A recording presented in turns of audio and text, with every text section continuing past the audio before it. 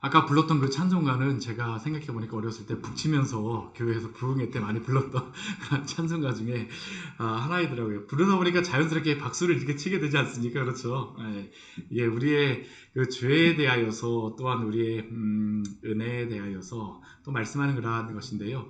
우리의 죄에 대하여서 생각할 때에는 우리가 참 우리가 회개할 수밖에 없습니다. 슬프고 이 죄에 대한 그러한 것들에 대하여서 우리가 회개할 수밖에 없지만 그러나 또 그 죄에 대해서 용서함을 받은 것에 대해서 생각할 때에는 우리가 기쁨이 넘칠 수밖에 없죠. 이게 바로 그리스도인들에게 있는 또 하나의 그런 아이러니이기도 하죠. 그렇죠. 어떤 때는 계속 슬퍼서 우는 것처럼 하다가 어떤 때는 갑자기 또 막 계속 즐거워서 웃기도 하는 것. 다른 게 아니라 바로 우리 주 예수 그리스도 때문에 우리가 구원받은 그것 때문에 이러한 일들이 있게 되어집니다. 우리가 민수기 우리가 16장 우리가 말씀을 보고 있는데요. 우리가 14장까지의 말씀에서 이스라엘 백성들이 참 많은 그러한 죄악들을 범하였습니다. 그렇죠? 계속적으로 죄악을 범하였고 15장 말씀에서 그럼에도 불구하고 하나님께서 그들에게 제물을 드릴 수 있도록 하심으로 말미암아 그들이 그 약속하신 땅에 대한 약속이 취소되어지 않았다라는 것을 알려주시고 또한 그 말씀에 따라서 너희가 거룩하게 살아가라고 말씀해 주셨어요. 그러면 이들이 이렇게 하나님 앞에 이 약속을 받았다라고 하게 되면 그들이 가져야 될 마음은 무엇일까요? 하나님의 약속이 취소되어지지 않았구나라는 그 마음을 가지고 기쁘고 감사하며 즐겁게 살아가면 되는데 참 그게 쉽지는 않습니다. 이게 진짜 민수기의 말씀은 우리가 잘 봐야 되는 게 그냥 단순히 죄악에 대한 그래서만 이야기하는 게 아니라 우리 인생 가운데서 일어나는 그 우리 개인의 모습도 이야기합니다. 우리의 개인의 모습, 죄가 얼마나 그 떨어내기가 얼마나 어렵고 이 죄가 얼마나 치명적인 것인가를 말해주는 게 바로 이 민수기에서 말하는 이 광야에서 벌어진 이 죄의 모습이죠. 죄의 모습입니다. 우리 바로 앞에 말씀에서는 모세와 아론에 대항하여서 일어났던 그 고라와 다단과 아비람. 근데 사실은 이 고라와 다단과 아비람이 모세와 아론에 대하여서 대항하고 거슬르지만 사실은 누구에 대하여서 거슬리는 것입니까? 하나님에 대해서 거슬리는 것입니다. 하나님이 세우신 사람을 대항한다라고 하는 것은 이 하나님에 대하여서 대항하는 것입니다. 교회에서도 그렇습니다. 교회에서 목회자하고 관계가 안 좋게 되면 이게 참 아픈 게 무엇이냐 하면 이게 하나님을 대항하지 않는다라고 하지만 이 앞에 세우신 목회자하고 관계가 좋지 않게 되면 마음에 큰 부담이 있습니다. 그리고 가장 큰 문제는 무엇이냐면 말씀이 잘 들리질 않아요. 그래서 이게 참 어려움이 있죠. 이 고라와 이 다단과 아비람이 문제가 무엇이냐면 하나님이 세우신 모세, 하나님의 말씀을 날마다 대언하는 그 모세를 향하여서 대항한다라고 하는 것은 하나님의 말씀을 듣지 않겠다라는 겁니다. 하나님을 멸시하는 것이죠. 그리고 더군다나 그들이 막 하는 이야기를 보게 되면 하나님이 약속하신 그 가나안 땅이 젖과 꿀이 흐르는 땅이 아니라 심지어는 어디가 젖과 꿀이 흐르는 땅이라고 이야기합니까? 애굽이 젖과 꿀이 흐르는 땅이라고 이야기를 하니까 참 이것을 어떻게 하나님 용서해 줄 수가 없죠. 그러니까 그들을 향하여서 하나님께서 징계를 내리십니다. 징계를 내리셔서 땅이 삼키는 그러한 일들이 벌어지게 됩니다. 그게 무엇일까요? 지진이 일어난 것입니다. 그렇죠. 지진이 일어난 것이죠. 우리 하나님의 그 이적을 말하게 되면 어떤 분들은 지진이 일어난 게 무슨 이적이냐라고 생각할 수 있을지 모르지만 하나님의 그 대부분의 이적들은 무엇을 통해 일어나냐면 하나님이 창조하신 그 자연 만물의 그 자연의 법칙을 따라서 이루어집니다.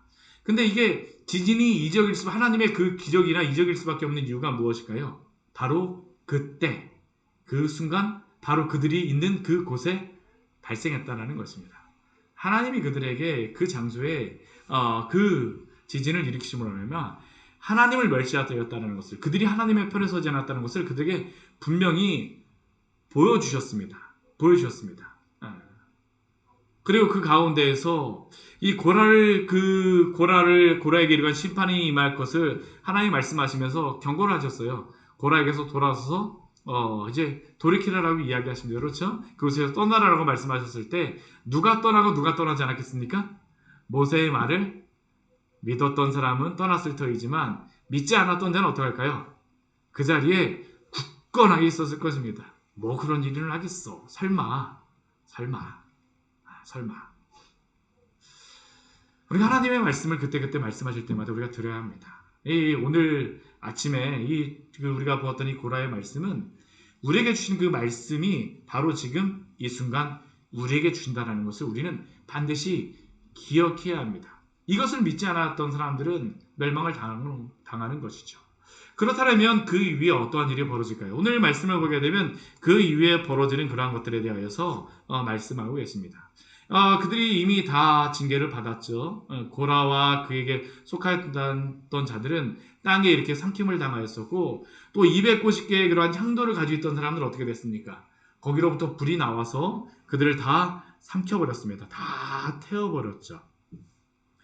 그런데 그렇게 태워버린 다음에 하나님께서 말씀하시는 그러한 말씀이 있습니다. 37절 말씀에 오게 되면 제사장 아론의 아들 엘르아살에게 명령하여서 붙는 불 가운데에서 향로를 가져다가 그 불을 다른 곳에 쏟으라 라고 말씀하십니다. 왜냐하면 그 향로는 거룩하기 때문이라고 말씀하시죠. 말씀하십니다. 왜 하나님께서 이 향로를 다시 취하라고 하시겠습니까? 우리가 38절 말씀에 보게 되면 사람들이 범죄하여서 그들의 생명을 스스로 해하였거니와 라고 말씀하세요. 우리는 죄에 대하여 질문하는 것 중에 한 가지가 무엇이냐 하면 하나님께서 이 세상의 모든 만물을 창조하였다라고 하게 되면 그러면 죄도 하나님이 창조하신 것이 아니냐라는 그러한 질문을 하곤 합니다. 그런데 그렇지 않습니다. 오늘 말씀 보면 무엇이라고 나오고 있습니까? 그들의 생명을 스스로 해하였거니와 스스로 죄를 지은 것이죠. 성경을 옳고 하나님께서 죄를 창조하신 것이 아니라 인간이 스스로 죄를 지었다라고 말하는 게 죄의 그러한 시작이라고 이야기합니다.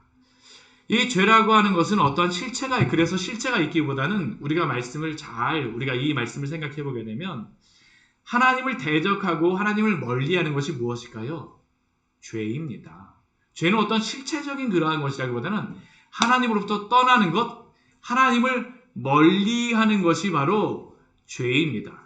그래서 하나님을 미워하고 하나님을 멸시하며 하나님을 불순종하는 것이 죄입니다. 하나님이 죄의 창시자가 아니라 스스로 하나님으로부터 멀어지는 것이 무엇이라는 겁니까? 죄라는 것을 우리에게 말씀합니다. 그렇기에 이 죄는 우리가 잘 생각해 보면 하나님에 대한 결핍이 바로 죄라는 것을 우리는 알 수 있습니다. 하나님이 안 계신 곳이 바로 무엇이 있는 자리입니까? 죄가 있는 곳입니다. 하나님이 안 계신 곳이 바로 죄의 자리입니다. 죄는 바로 하나님이 안 계신 곳. 하나님에 대한 결핍이 바로 죄입니다. 그렇기에 우리가 하나님 안에 있다, 죄로부터 떠난다라는 것은 무엇일까요? 하나님께로 가는 것입니다. 스스로 생명을 해야 한다는 것은 무엇입니까? 하나님으로부터 멀어지는 것입니다.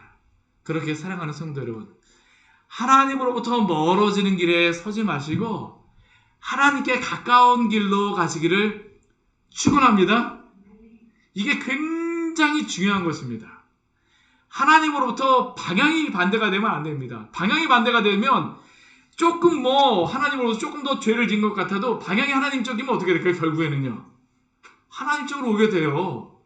근데 하나님 편에 있는 것 같아도 하나님과 반대 방향에 있으면 어떻습니까? 죄의 자리임을 우리는 기억해야 합니다. 그러니까 우리는 항상 어디로 가까이 와야 될까요? 하나님의 말씀을 듣는 곳에 가까이 하여야 합니다. 이들이 죄를 지었던 이유는 무엇일까요? 모세와 함께 하여야 되는데 그들은 모세와 함께 하기보다는 계속 어떻게 하는 겁니까? 자기들끼리 당을 짓고 함께 하고자 합니다. 교만하고자 하죠. 자신들이 어떠한 그 탐욕을 부리고자 하죠. 하나님 없이 충만해지고자 합니다. 아닙니다. 구원은 결코 우리가 이룰 수 있는 것이 아닙니다. 구원은 무엇입니까? 하나님께 가까이 가는 것입니다. 가는 것이에요. 그렇기에 하나님께 가까이 하기를 날마다 소원하십시오. 멀리 떨어져서 계시지 마세요. 예배의 자리가 가장 복된 자리입니다. 듣기 싫어도 일단 예배의 자리에 나오는 게 그래서 중요합니다. 가장 복된 그러한 그것 중에 한 가지가 뭐냐면 이게 자리를 잘 유지하는 것이 복된 것입니다. 우리가 주님을 예배하고 주님을 찬양하고 주님을 경배하는 자리에 날마다 함께 하십시오. 이것이 바로 그 구원의 은혜요, 성도가 누릴 수 있는 최고의 복입니다.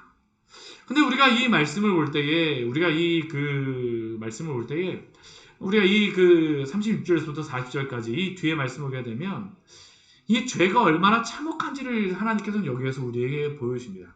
한번 이 장면을, 이 말씀으로도 적혀 있지만 한번 이 장면을 한번 머릿속으로도 한번 상상을 한번 해보십시오. 예.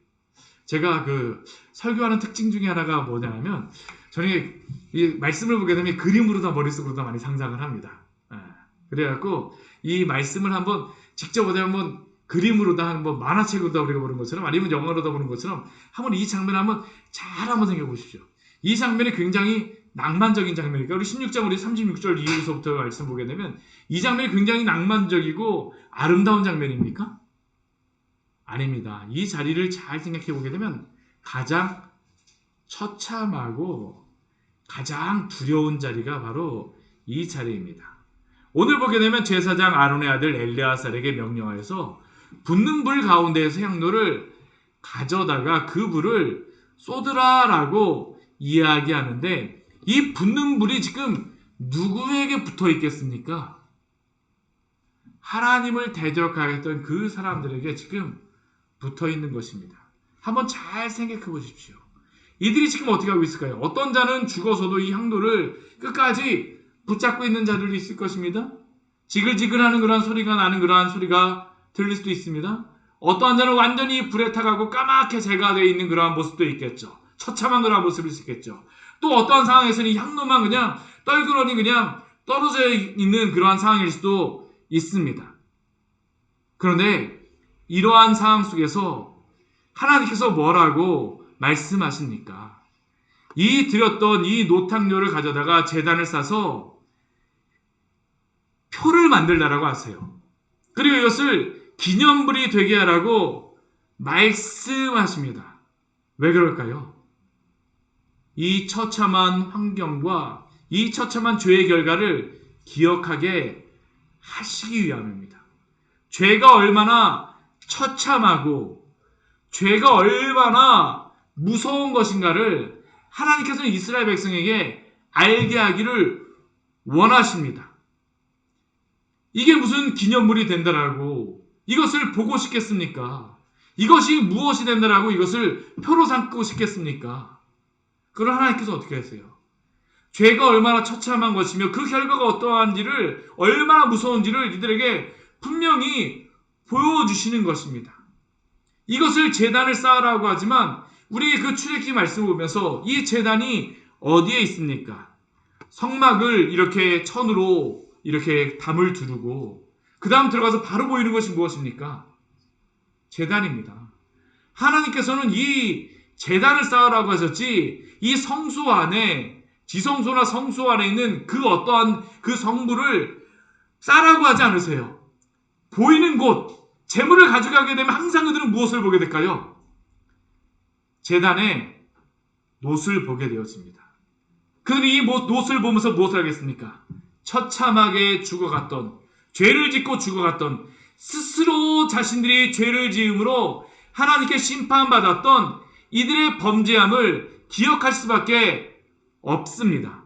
하나님께 예배드리러 올 때마다 이 범죄단을 보면서 죄가 얼마나 처참하고 참혹한가를 하나님은 이들에게 보기를 원하시는 것입니다. 이것은 또한 하나님이 얼마나 죄를 미워하시는가를 기억하게 하시는 것입니다. 그러면서 결코 죄를 짓지 말라라고 말씀하십니다. 사랑하는 성도 여러분, 죄를 쉽게 여기지 마십시오. 죄를 미워하십시오. 죄에서 떠나십시오.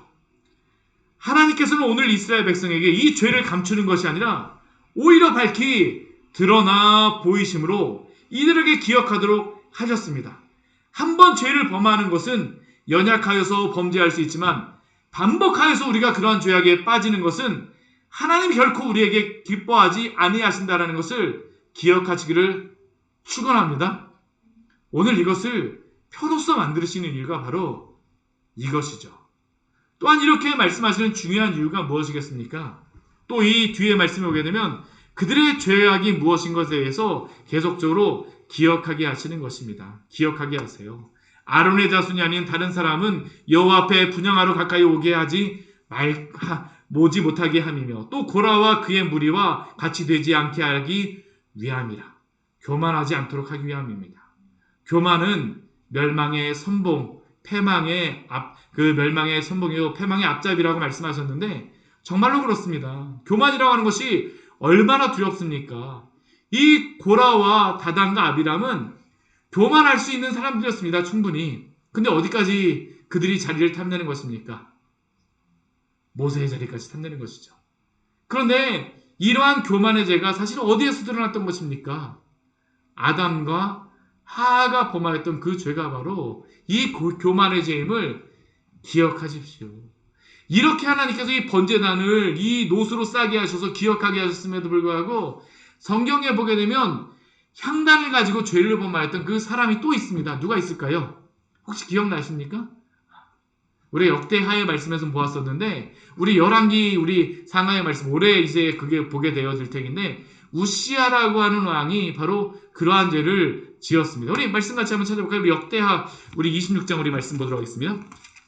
역대하 우리 말씀 우리가 몇 년 전에 우리 보았었죠. 우리 역대하 26장 이 우시아라고 하는 왕이 굉장히 선왕입니다. 그가 참 옳은 일을 많이 하였었고 하나님 앞에 칭찬을 받는 그런 왕이었었는데 그가 교만하게 됨으로 말미암아 죄를 지었던 것이 있죠. 우리 26장 18절, 19절, 20절, 21절 말씀 같이 한번 보도록 하겠습니다.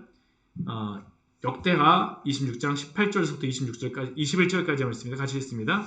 우시아 왕 곁에 서서 그에게 이르되 우시아여 여호와께 분향하는 일은 왕이 할 바가 아니요 오직 분향하기 위하여 구별함을 받은 아론의 자손 제사장들이 할 바니 성소에서 나가소서.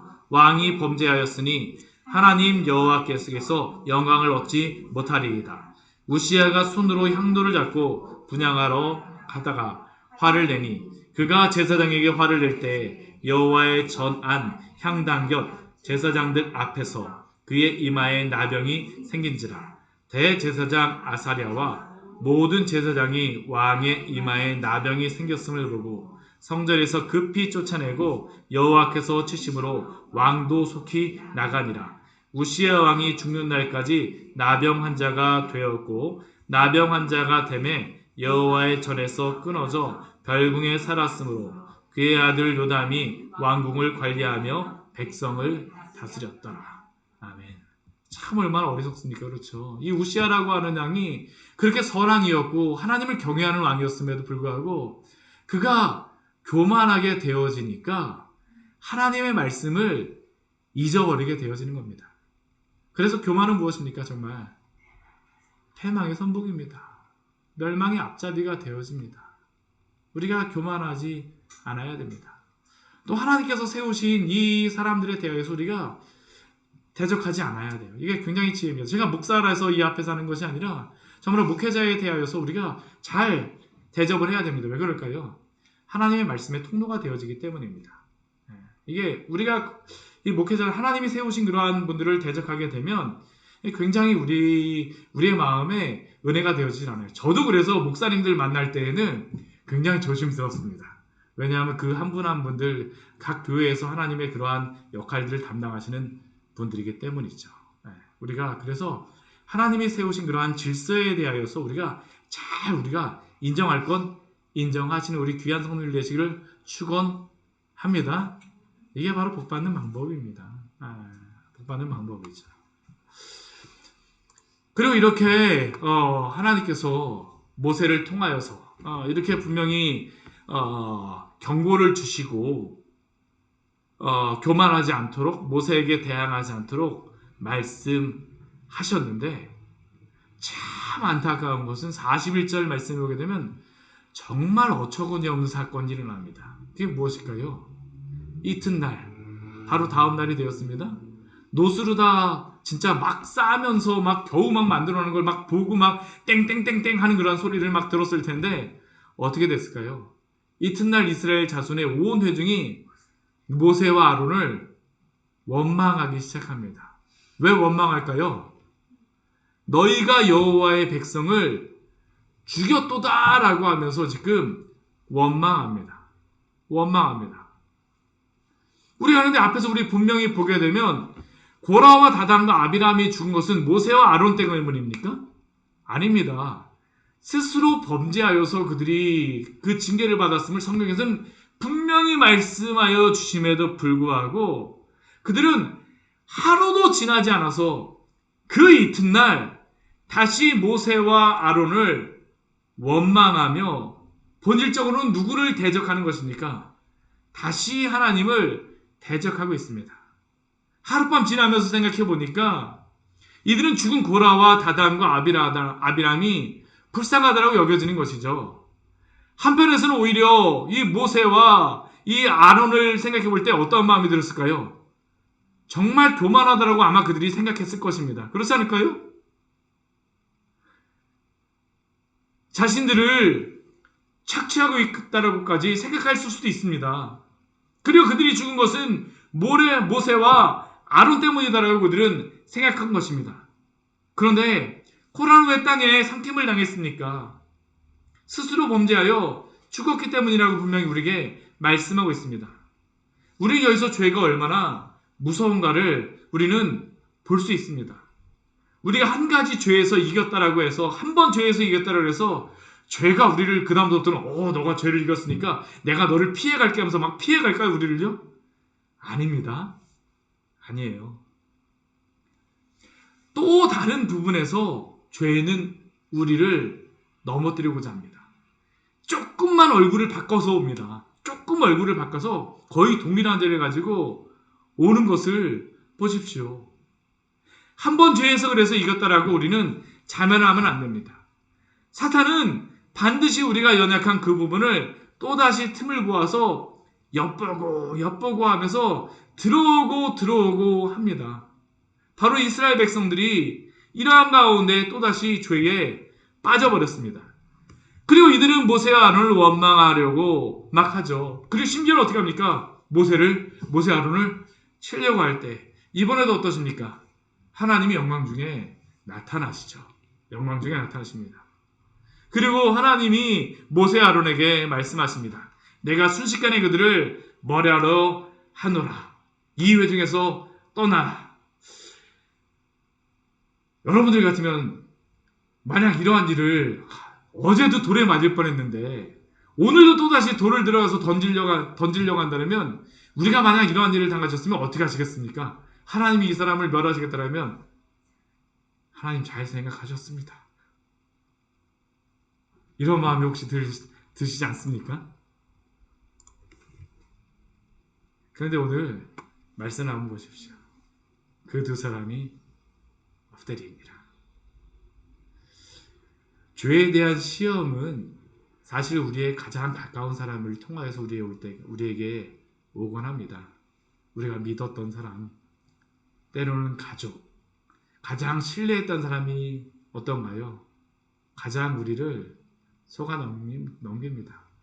예수님도 십자가에 못 박히게 예수님을 팔아먹었던 사람이 누구입니까?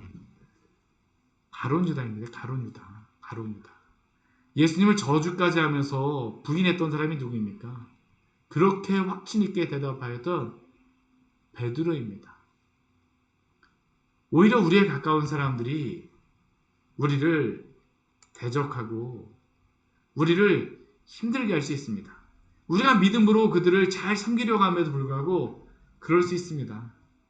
그러나 사랑하는 성도 여러분, 그렇다 할지라도 그러한 시험에 넘어가지 마시기를 축원합니다. 오늘 말씀해 보게 되면 모세도 인간적인 마음에서는 이렇게 하는 그러한 사람을 보게 되면 어떤 생각이 들었을까요? 참 여러 가지 생각이 들었을 것입니다. 야, 어떻게 저 사람들은 얼굴도 변하지 않고 저렇게 하냐? 야, 양심 있으면 어떻게 저렇게 할 수가 있을까? 그런데 모세는 그 모든 문제를 하나님 앞에 가져갑니다. 문제의 해결은 하나님 앞에 있음을 믿으시기 바랍니다. 하나님 앞에 엎드리십시오. 하나님 앞에 엎드리십시오. 끝까지 하나님께서 모세를 붙들어 주시는 이유는 모세가 이 사람들의 멱살을 붙잡지 않았기 때문입니다. 하나님이 뭐 이들을 치시려고 그러셨을까요? 모세가 이렇게 엎드릴 것을 이미 알고 계셨을 것입니다. 그리고 모세의 이러한 기도를 듣기를 원하시는 것이죠. 우리에게도 또한 듣기를 원하시는 기도가 있음을 기억하시기를 바랍니다. 정말 미워할 사람을 미워하는 것은 누구나 다 할 수 있습니다. 누구나 다 할 수 있어요. 미운 사람 미워하는 것은 모든 사람이 다 하는 것입니다. 그러나 하나님의 사람들은 하나님 앞에 엎드립니다. 원수 갚는 것이 내게 있으니 나에게 맡기라라고 말씀하시죠. 우리 주님께 맡기십시오. 그리고 또 우리는 그 사람들을 위하여서 기도해야 됩니다. 교회도 이것이 필요합니다. 참 이 시대가 교회에 대해서 많이 대적을 하죠. 근데 교회가 그 대적하는 이 시대를 향하여서 하나님 불을 내리셔서 저들을 심판하여 주십시오 라고 하게 되면 전도가 될까요? 부흥이 될 수가 있을까요? 절대 될 수가 없습니다. 우리는 대적하는 사람들을 어떻게 해야 될까요?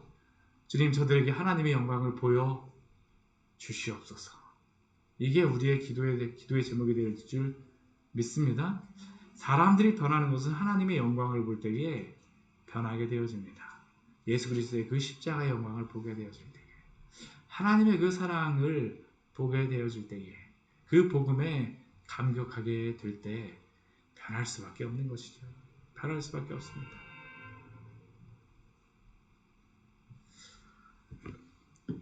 오늘 이렇게 모세가 하나님 앞에 엎드릴 때에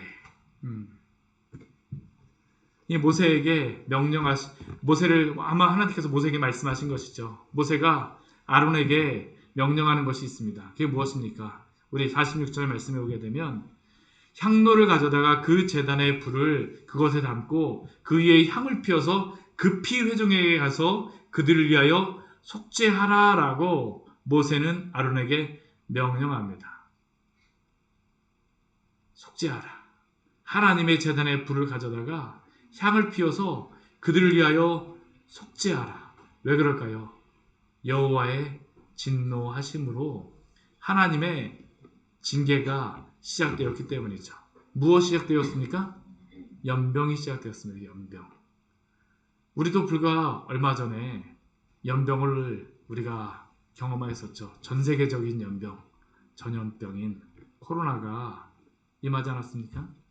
이스라엘 백성 가운데 갑작스럽게 이 연병이 일어나게 되어진 것이죠. 근데 이 연병이 얼마나 빨리 이것이 퍼지기 시작하는지 아론이 모세의 명령을 가지고 향도를 가지고 회중에게 막 달려가는데 백성 중에서 연병이 시작되어지는 게 이 사람들은 어떡합니까? 수수수수 막 쓰러져 가는 것입니다. 막 쓰러져 가는 것이에요. 그런데 이렇게 되어질 때에 아론이 어떻게 합니까? 그 백성들을 위하여서 속죄하기 위하여서 그 화로를 가지고 그들에게 설 때에 지금 그가 서는 곳이 어디입니까? 죽은 자와 산자 사이에 섰을 때에 연병이 그치게 되어집니다. 그런데 이것이 한번 우리가 생각해 보게 되면 상식적으로 말이 되어지는 것입니까? 전염병으로 인하여서 죽어가는 상황 속에서 아론의 향로를 가지고 그들에게 사이에 들어가는 것이 아니라 원래 우리의 상식으로 한다면 어디로 가야 될까요? 격리하는 게 맞습니다. 그런데 아론은 죽은 자와 산 자에 서게 되어집니다. 그리고 그가 서게 되어지자 놀라운 일이 벌어지게 되죠. 아론이 죽은 자와 산 자 사이에 서게 되어질 때 죽은 자와 산 자 사이에 서는 것이 아니라 아론이 서는 곳이 어떻게 될까요? 그 선 반대편에서는 죽은 자이지만 그가 선 곳에는 어떻게 될까요? 산 자로 다 되어지는 것이죠. 죽음의 장소가 어떠한 장소가 되어지는 것입니까? 생명의 장소로 바뀌게 된다는 것을 우리는 보게 되어집니다. 이것이 무엇을 상징하는 것이겠습니까? 바로 예수 그리스도의 십자가를 의미하는 것임을 기억하십시오. 예수님께서 죄악으로 가득한 이 땅에 육신을 입고 오셨습니다. 사망이 가득한 땅에 오신 것입니다. 그리고 그분께서는 이 땅에서 십자가에 죽기까지 순종하심으로 이 땅에 허물과 죄로 죽어있던 죄인들에게 구원의 살 길을 허락하여 주셨습니다. 바로 성자 하나님이신 그분께서 이 땅에 오셔서 죽은 자와 산 자 사이에 서심을, 그를 믿는 모든 자에게는 생명을 얻게, 그 예수님께서 서심으로 그를 믿는 모든 자는 생명을 얻게 되어진 것입니다. 왜 예수님께서, 성자 예수님께서 이 땅에 육신을 입고 오셔야만 했습니까? 왜 하나님이신 그분께서 이 땅에 육신을 입고 오셔야만 했습니까? 많은 이단들은 예수님의 신성과 인성을 부인합니다. 예수님의 신성을 부인하는 자들은 예수님을 믿음으로 구원을 받는다라고 그들은 주장하지만, 그들은 주님 예수님을 믿는다라는 그러한 의미는 예수님이 보이신 모범을 따라 살아갈 때 그들은 구원을 받는다라고 생각합니다. 그러니까 이들에게는 예수님의 신성이 필요하지 않습니다. 단지 무엇만 있으면 될까요? 예수님의 인성만 있으면 됩니다. 왜냐하면 예수님을 닮아서 구원을 받는다라고 생각하기 때문입니다. 그런데 이 세상 누구도 예수님을 닮아서 구원받을 수 있는 사람은 한 명도 없습니다. 누가 이 세상에서 죄를 짓지 않고 살아갔겠습니까? 만약 죄를 짓고 예수님을 알게 되어서서 지금부터라도 죄를 짓지 않고 선하게 살아가는 사람이 있다라고 한번 가정해 보십시오. 그런데 그가 예수님을 믿기 전에 지었던 죄는 그러면 어떻게 하겠습니까? 그가 착하게 산 그의 삶의 공로가 이전의 그의 삶의 모든 죄악을 해결할 수 있을까요? 아니요, 그렇지 않습니다. 천주교에서 성인이라고 하는 사람들의 공로를 주장하지만 그것은 사람이 얼마나 악독한 죄인인가를 모르기 때문입니다. 오늘 우리가 보고 있는 이 민수기의 말씀을 기억해 보십시오. 이 광야를 살아갔던 이 이스라엘 백성을 보십시오. 우리는 이들이 무조건 죄인이라고 생각할지 모르지만 제가 한번 이 말씀을 준비하면서 한번 생각을 해봤어요. 이 전염병에 걸려서 죽어가는, 이 연병에 걸려서 죽어가는 사람들 중에, 모세를 대적하는 사람들 중에 존경받을 만한 인격자가 없었을까요? 한번 곰곰이 한번 생각해 보십시오. 존경받을 다른 사람들에게 존경받을 만한 인격자가 없었을까요? 저는 그렇게 생각하지 않습니다. 오히려 이들의 사람들의 눈에는 모세와 아론보다 더 존경받는 사람으로 보이는 사람들이 있었을 수 있습니다. 오히려 모세와 아론이 이 사람들이 보기에는 피도 눈물도 없는 사람으로 보였을 수도 있습니다. 왜요? 지금 죽은 고라와 다단과 아비람을 위하여 눈물을 흘릴 수 있는 인격자를 이들은 누구라고 생각할까요? 모세와 아론이라고 생각하기보다는 그들의 편에서 고라와 다단과 아비람을 불쌍하게 여기는 사람이라고 생각하지 않겠습니까?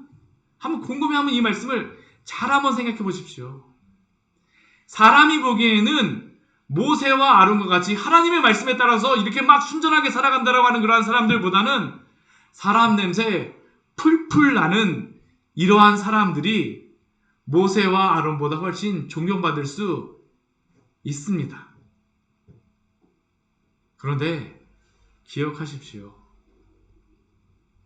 그러한 그들은 모두 하나님의 징계 아래 있었고, 심지어 어떠한 사람들은 연병에 죽었을 것입니다. 이것은 우리에게 무엇을 말합니까? 죄란 인간이 정의하는 것이 아니라 하나님의 기준입니다. 하나님이 바로 기준입니다. 아까도 죄에 대해서 말씀하셨지만 하나님으로부터 멀어지는 것이 바로 죄입니다.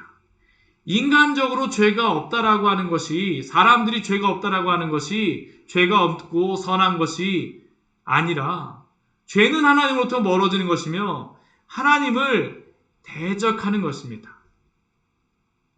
우리가 이 말씀을 보게 되면 이스라엘 백성들이 얼마나 죄악된 모습을 우리가 볼 수 있습니까? 인간이라고 하는 그러한 존재가 얼마나 하나님에 대하여서 볼 때에, 하나님의 그러한 관점으로 볼 때에 구제불능의 그러한 존재들입니까?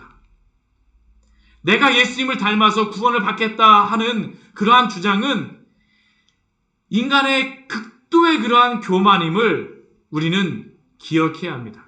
결코 그렇게 인간으로서는 예수님을 닮아서 구원을 받을 수가 없습니다. 불신앙의 고박일 수밖에 없습니다. 누구도 선하게 살아서 구원을 받을 수가 없습니다. 그리고 이것이 바로 성자 하나님께서 이 땅에 오신 이유입니다. 하나님께서는 어떠한 고상한 인간이나 천사가 아니라 삼위일체 하나님이신 성자 예수님을 이 땅에 보내셨습니다. 오직 예수님만이 죄 없는 분이시기 때문입니다. 죄가 없다라는 것 자체가 바로 예수님의 신성을 나타내는 것임을 우리는 기억해야 합니다.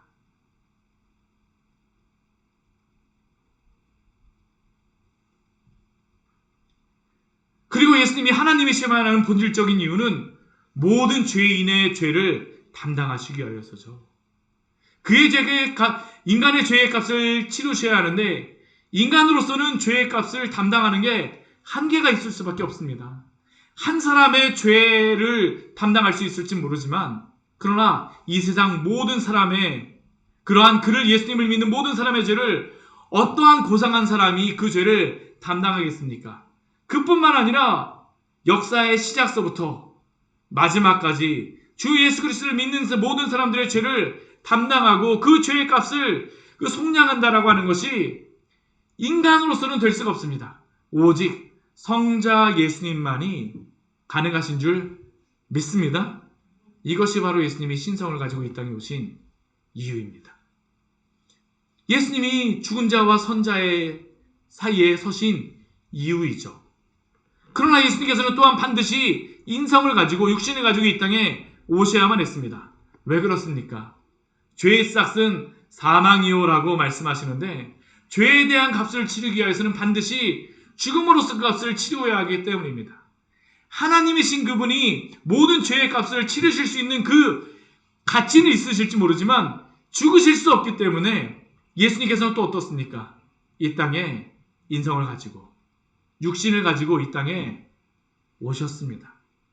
이것이 바로 피 흘림이 없음즉 사함이 없느니라 라고 하는 말씀의 의미입니다.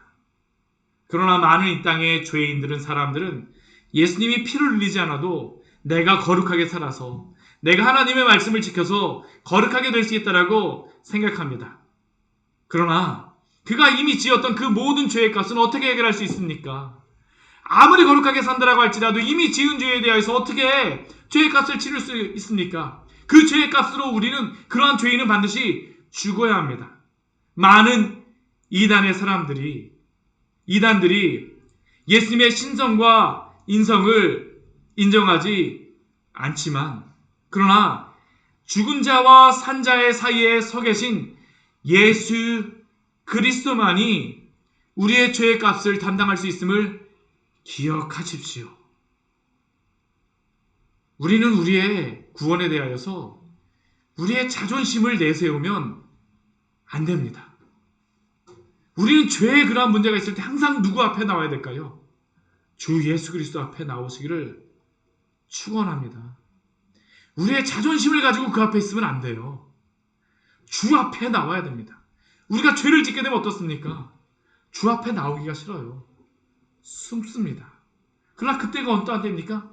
더욱더 주 앞에 나와야 될 때임을 기억하십시오. 기억하십시오. 기억하십시오. 오늘 49절 말씀해 보게 되면 고라의 일로 죽은 자 외에 모두 몇 명의 사람들이 죽었다라고 우리에게 말씀합니까? 14,700명이라고 말씀하고 있습니다. 엄청나게 많은 사람들이 죽었음을 우리는 볼 수가 있죠. 인간의 방법으로는 죄를 해결할 수 없다는 겁니다. 이 사람들이 다 어떤 사람들입니까? 내가 내 스스로 죄를 해결하겠다고 하는 사람들이 다 죽은 것입니다. 생명을 얻을 수가 없어요.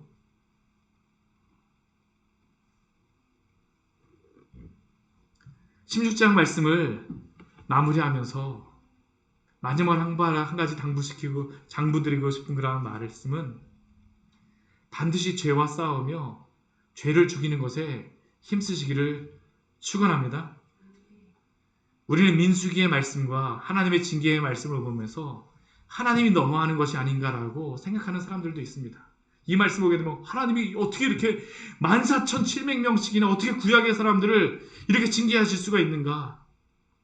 그런데 이 민수기의 말씀은, 이 광야의 이 말씀은 우리 인생 가운데 일어나는 죄와의 싸움에 대한 그런 상징이며 모형임을 우리는 또한 기억해야 합니다. 하나님이 모형으로서 우리에게 보여주신 것입니다. 우리 인생 가운데 얼마나 많은 원망과 불평과 탐욕과 교만한 죄악들이 얼마나 많이 일어나고 있습니까? 한번 우리 마음속에서 원망과 불평하는 숫자를 한번 세어보십시오. 몇 번 정도 셀 수 있겠습니까? 14,000번 넘어갈 수도 있을걸요? 그렇지 않을까요? 우리는 그러한 죄악들이, 원망과 불평이 일어날 때, 아니면 탐욕의 그러한 죄악 마음이 우리 안에서 이렇게 막 올라올 때, 교만한 죄악의 그런 생각들이 올라올 때 어떻게 해야 되겠습니까? 어떻게 해야 됩니까? 죄와 싸우십시오. 죄를 죽이십시오. 한 번 우리가 해결했다고 해서 해결되는 것이 아닙니다. 죄는 어떻게 할까요? 흡사 영화 속의 좀비와 같이 결코 죽지 않고 이 죄의 명령들이 계속 반복됨을 우리는 기억해야 합니다. 그런데 우리가 기억할 것은, 우리가 이 죄악에 질 때마다 어떠한 일이 벌어지게 되냐면 단순히 죄악에 지는 것으로서가 끝나는 것이 아닙니다. 이 죄가 일어나는 것은 옛사람들이 막 일어나는 것이에요. 우리 안에 있던 옛사람의 그런 죄악들이 일어나게 되어지는데, 우리가 이 옛사람의 죄에 지게 되면 반대로 구원받은 새 사람, 새로운 심령이 어떻게 될까요? 죽는 겁니다. 질식되어지는 것입니다. 둘 중에 하나입니다. 우리가 옛사람을 죽이던가, 아니면 우리의 영이 질식하여서 죄악에 죽어가던가. 그렇게 사랑하는 성도 여러분, 우리 안에서 일어나는 여러 가지 이러한 원망과 불평, 교만과 탐욕, 죄에 대하여서 일어나는 여러 가지 변명하며 회개하지 않는 완악한 마음이 일어난다고 하면 그냥 내버려 두지 마십시오. 반드시 그 죄들은 우리의 영혼을 질식시키고 그 죄악들이 우리를 넘어뜨릴 것입니다. 그런데도 그냥 이 죄악들을 내버려 두시겠습니까? 아니요. 우리는 결코 그럴 수 없습니다. 특별히 민수기에서 하나님께서 광야에서 일어난 이 죄악들을 반드시 징계하시는 이유가 바로 이 이유입니다. 그렇게 주 예수 그리스도를 의지하여서 죄와 싸워서 이기시기를 축원합니다. 같이 기도하도록 하겠습니다. 우리 오늘 말씀 우리 같이 기억하면서 우리 기도하기로 합니다. 죄와 싸우십시오. 정말 이게 얼마나 중요한지 모릅니다. 저는 이 민수기의 말씀을 보면서 하나님 그때마다 징계하세요. 왜냐하면 죄와는 반드시 싸워야 된다는 것을 우리에게 보여주신 것입니다. 그냥 넘어가시면 안 돼요. 넘어가면 우리의 영혼이 죽습니다. 둘 중에 하나입니다. 우리의 영혼이 죽던가 아니면 이 죄가 죽던가 둘 중에 하나입니다. 그래서 우리는 죄와 싸워야 됩니다. 우리 이 시간 주님 앞에 우리 같이 기도하기로 합니다. 오 주님, 우리가 이 죄악과 싸우기로 합니다. 주님, 이 죄에서 승리하기로 합니다. 주여, 우리로 하여금 이 죄악에 승리하게 하여 주시옵소서. 이 죄에 승리하게 하여 주시옵소서. 우리 주 예수 그리스도의 그 십자가의 보혈을 의지하며 나아가오니 주여, 이 죄악과 맞서게 하여 주시고 우리 주 예수 그리스도의 그 보혈로서 승리할 수 있도록 주여 도우시고 인도하여 주시옵소서. 우리 주님 앞에 우리 간절하게 우리 주 예수 그리스도의 그 보혈을 의지하면서 우리 이 죄와 싸워 이기게 하여 주시옵소서. 우리 주님 앞에 우리 간절히 기도하도록 하겠습니다. 우리 같이 기도하시겠습니다.